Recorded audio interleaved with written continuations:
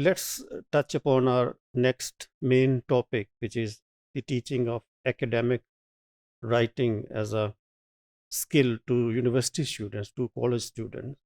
So, in this main topic, we will explore various definitions of academic writing and why it's considered important, and what are the problems students face while writing academically, and what solutions or strategies or improvements we can design for our students. So this is an introductory module within the main topic, which is teaching academic second language writing, and will it's a sort of introductory sub module. So let's begin then. As you might have studied yourself as students of applied linguistics, that the last 2 decades have seen the emergence of English for academic purposes. Before that, we had English for occupational purposes. We had English for specific purposes. Now we have got English for legal purposes, English for marketing purposes, English for business purposes. So there are various genres of English, and the main genre which we have to deal at university level is English for academic purposes.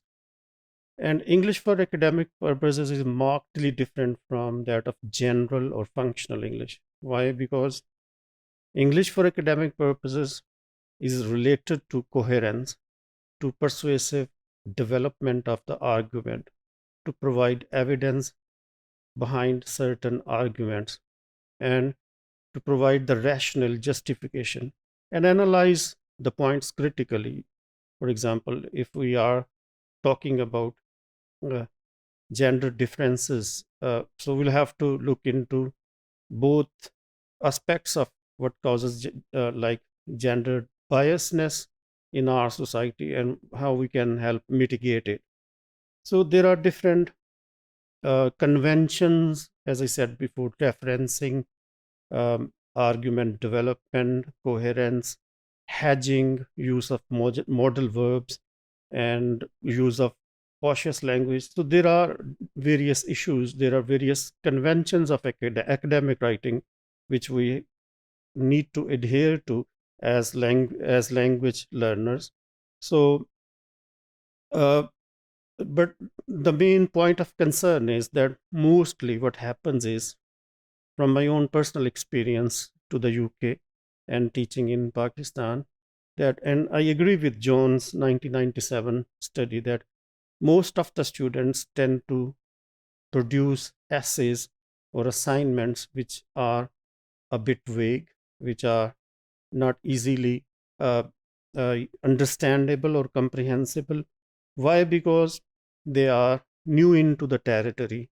They may not be familiar with, or they may not fully grasp with what criticality is, what argumentation is, what referencing is, what hedging is. So these rhetorics of writing are bit misperceived by the students, and with this misperception they tend to produce writings which are bit confusing.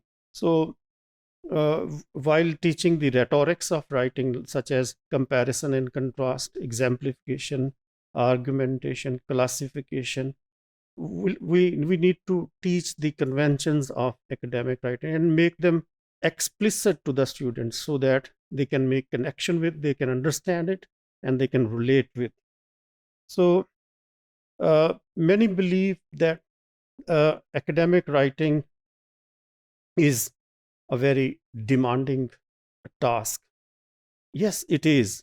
For example, if you have appeared in IELTS exam, so the second task of writing component module requires you argue about a point and take a position. So taking a position requires a certain set of vocabulary, certain set of uh, sentences, which you will have to master over the course of your studies at university level.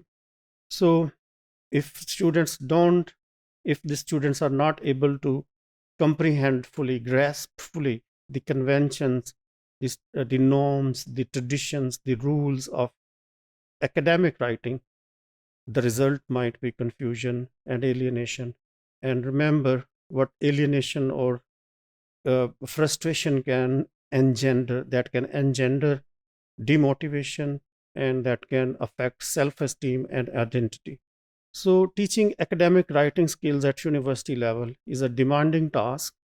And remember, we need, like feedback literacy, we need academic literacies where there is not a single literacy, where we don't see writing as a decontextualized phenomena. Rather, it's a multiple set of literacies and which are operated at university level.